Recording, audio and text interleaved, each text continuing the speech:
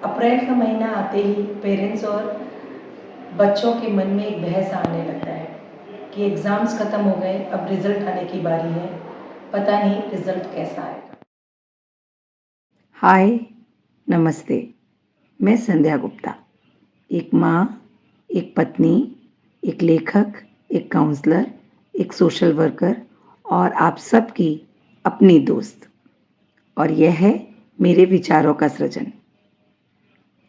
मेरे चैनल सृजन बाय संध्या गुप्ता में आप सभी का स्वागत। हाय, नमस्ते, कैसे हैं आप सभी?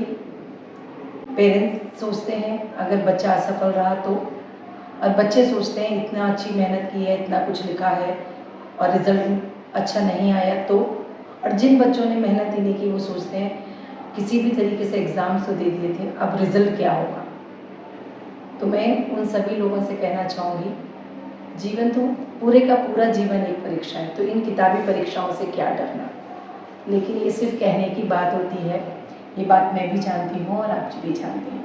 तो किस तरह से इस परीक्षा के और रिजल्ट के भय से बाहर आया जाए, तो ये वीडियो में दो सेक्शन है। एक में है सजेशन बच्चों के लिए, एक में है सजेशन पेरेंट्स के लिए। तो पहले मैं बात करूँगी पेरेंट्स में आपसे ये कहना चाहूँगी, आप एक बात को ज़रूर समझें कि आपका बच्चा अपनी रिस्पॉन्सिबिलिटीज़ को अच्छे से पहचानता है और उसने अच्छे से अपनी परीक्षाएं दी हैं तो उसका रिजल्ट भी अच्छा ही रहेगा।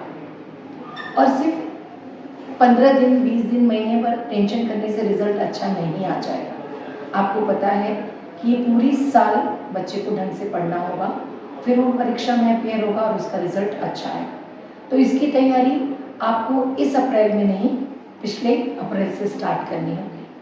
आपको अपने बच्चे का एक टाइम टेबल सेट करना होगा, उसको हर वक्त मोटिवेट करना होगा कि उसकी रिस्पॉन्सिबिलिटी के प्रति, उसके एग्ज़ाम्स के प्रति, उसकी परीक्षा के प्रति आपको उसको समझाना होगा। ये सभी लोग जो कहते हैं वो सही है कि मार्क्स मैटर नहीं करते, लेकिन ये बात भी उतनी ही सही है कि बिना रिजल्ट के, बिना डिग्रीज के या बिना सर्टिफिकेट के आपके जीवन को दिशा देना थोड़ा डिफिकल्ट है। हर कोई सचिन तेंदुलकर नहीं होता। तो ये बात समझते हुए आपको अपने बच्चे को मोटिवेट करना चाहिए, उसका टाइम टेबल सेट कीजिए, उसके अंदर विश्वास जगाइए, उसको बताइए कि तुम जैसे हो हमारे लिए बहुत महत्वपूर्ण हो, तुम अपना 100% दो, उसके बाद चाहे रिजल्ट कुछ भी रहे। आपके लिए बच्चे का एग्ज़ाम में पास होना, अपनी कक्षा को, किताबों को और ज्ञान को समझना वो ज़रूरी है, ना कि उसके मार्क्स के पीछे ना भागें, नंबर्स के पीछे ना भागें। ये देखिए कि बच्चे ने जो कुछ सीखा है वो अंदर तक उतारा है कि नहीं। इसके लिए आपको मोटिवेट करना होगा। अगर आवश्यकता लगती है तो उसको एक्स्ट्रा पढ़ाएं, खुद बैठें। और मैं तो ये कहूँगी आजकल पेरेंट्स कोचिंग क्लासेस और उन सब के लिए जाते हैं। मैं पेरेंट्स से कहूँगी आप अपने बच्चों के लिए एफर्ट डालें, क्योंकि जो एफर्ट आप डालेंगे वो एफर्ट कोई दूसरा नहीं डाल सकता। हाँ, जो पेरेंट्स ऐसे हैं जिनको उन विषयों की जानकारी नहीं, जो विषय उनके बच्चे पढ़ रहे हैं, तो उनको कोचिंग क्लासेस और ट्यूशन्स की आवश्यकता होगी। पर मैं उनसे यही कहना चाहूँगी, बच्चे को किसी भी कोचिंग क्लासेस या ट्यूशन्स में डालने से पहले उस कोचिंग क्लासेस के बारे में पूरी तरह से पता कर लें कि उसके पास रिजल्ट्स का क्या रहे हैं, वहाँ पे पढ़ाने का पैटर्न क्या है, वहाँ पर किस तरह से बच्चों को पढ़ाया जाता है। बच्चों के मन में आप ऐसी संस्था चुने, ऐसा कोचिंग क्लासेस चुने जहाँ बच्चे को भय ना दिखाया जाता हो। एग्ज़ाम्स का भय, परीक्षा में पास होने का भय, ये भय दिखाए बिना बच्चे को ये समझाया जाना चाहिए कि आपको पढ़ना है, उस ज्ञान को अर्जित करना है, क्योंकि यही ज्ञान आपके आने वाले जीवन में काम आने वाला है। आप अपने बच्चे को ये विश्वास दिलाएं कि जब भी आपको हमारी ज़रूरत है हम आपके साथ हैं। अपने बच्चे के खाने पीने का प्रॉपर ध्यान रखें। अगर बच्चा किसी भी तरीके से परेशान है, कोई सब्जेक्ट उसे समझ में नहीं आ रहा है और आपको ऐसा लगता है कि हमारा बच्चा अपनी स्ट्रीम को चेंज करना चाहता है, तो उसे मोटिवेट करें, समझें, काउंसलर से मिलवाएं और अकॉर्डिंग दैट उसके सब्जेक्ट्स चेंज करने हैं या उसकी कोई फैकल्टी चेंज करनी है तो आप वो अवश्य करें।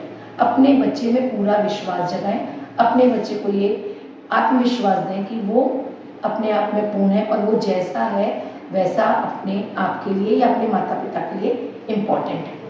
दूसरी बात मैं बच्चों से कहना चाहूँगी कि बच्चों आपको भी ये समझना होगा, बिना सर्टिफिकेट, बिना डिग्री, मैं मानती हूँ कि इनकी बहुत अधिक वैल्यू नहीं है, लेकिन जीवन की परीक्षा में पहला कदम रखने के लिए आप सबसे पहले लोग आपका सर्टिफिकेट और डिग्री ही देखते हैं। अगर आपके पास सर्टिफिकेट और डिग्री नहीं है तो किसी भी जॉब में जाने से पहले ही आपको रिजेक्शन मिल सकता है। व्यावहारिक ज्ञान बहुत इंपॉर्टेंट है, मैं मानती हूँ, लेकिन पहला कदम रखने के लिए आपको जो प्राइमरी आवश्यकता है वो है आपकी डिग्री और आपका सर्टिफिकेट। तो इस पर ध्यान देना चाहूँगी कि मैं मानती हूँ कि सर्टिफिकेट और डिग्रीज बहुत अधिक मैटर नहीं करते, लेकिन आपको ये बात ज़रूर समझनी होगी कि जीवन का पहला कदम रखने के लिए, पहली जॉब के लिए आपको हमेशा आपकी डिग्रीज और सर्टिफिकेट की आवश्यकता होती है।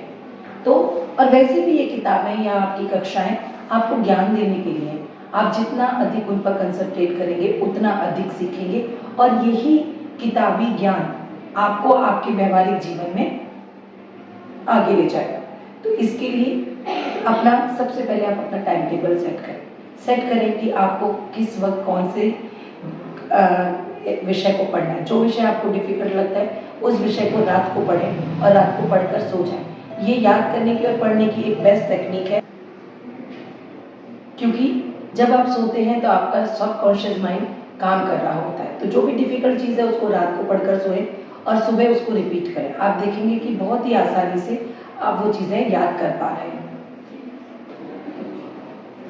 अपना टाइम टेबल सेट करें, जो विषय आपको इजी लगते हैं उनको जल्दी जल्दी पढ़ें और जो विषय डिफिकल्ट लगते हैं उसको थोड़ा अधिक समय दें और ध्यान से पढ़ें। इसके साथ ही अपने खाने पीने का, सोने का, जागने का और हर चीज़ का आप ध्यान रखें।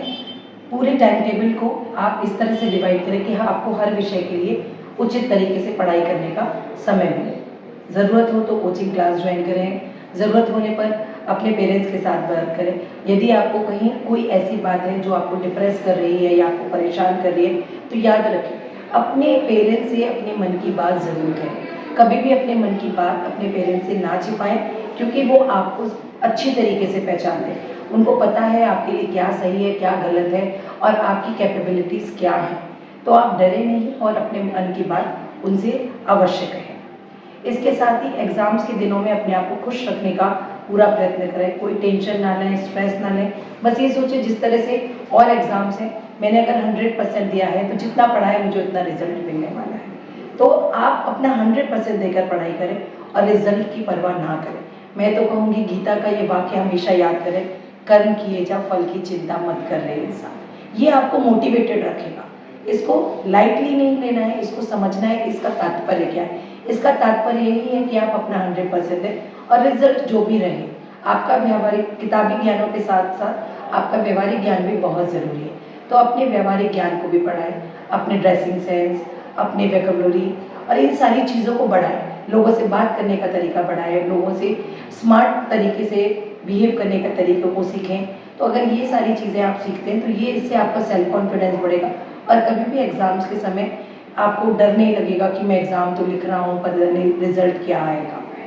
इसके साथ ही सबसे इम्पॉर्टेंट बात, अपने आप पर कॉन्फिडेंस रखें। ये रखें कि मैं एक विशेष व्यक्ति हूँ और मेरे भीतर विशेष क्वालिटीज़ हैं और उस क्वालिटी के हिसाब से ही मैं अपना एम चुनूँगा। ये एक बहुत इम्पॉर्टेंट बात है। आपको हमेशा अपना एम चुनते वक्त, अपने विषय चुनते वक्त अपनी रुचि का ध्यान रखना है, अपनी इच्छाओं का ध्यान रखना है, अपना एम का ध्यान रखना है कि मैं जीवन में क्या करना चाहता हूँ। और उसके हिसाब से कभी कभी ऐसा भी होता है कि आप बनना कुछ और चाहते हैं पर उन विषयों में आपकी रुचि नहीं होती। तो अपने आप से प्रश्न करें कि मेरे लिए क्या इम्पोर्टेंट है, इस एम तक पहुँचना या मेरी रुचियाँ। अगर आपको लगता है मेरा एम इम्पोर्टेंट है तो कोशिश कर उन विषयों में अपनी रुचि जगाएं। विषयों में रुचि जगाने का सर्वोत्तम तरीका है उनको जो चीज़ें बहुत ही इंटरेस्टिंग वे में, कुछ किताबें, कुछ राइटर्स उन डिफ़िकल्ट चीज़ों को ही बड़े इंटरेस्टिंग वे में लिखते हैं। तो वो इंटरेस्टिंग वे में लिखी हुई किताबें पढ़ें। ऐसे टीचर्स को मिलें जो कि जिनका सिखाने का तरीका बड़ा ही इंटरेस्टिंग है और जो आपके पसंद के हैं, और उस तरह से अपनी पढ़ाई करें तो परीक्षाओं का भय आपको कभी भी नहीं रहेगा। और ये ज़रूर याद रखें कि मार्क्स, नंबर ज़रूर हैं लेकिन इम्पॉर्टेंट है।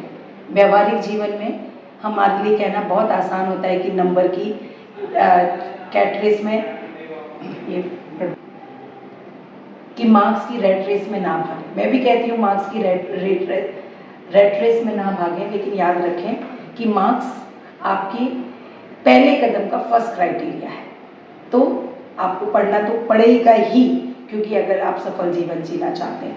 आप याद रखें कि शुरू के 25-30 साल आपके जीवन के बहुत महत्वपूर्ण होते हैं।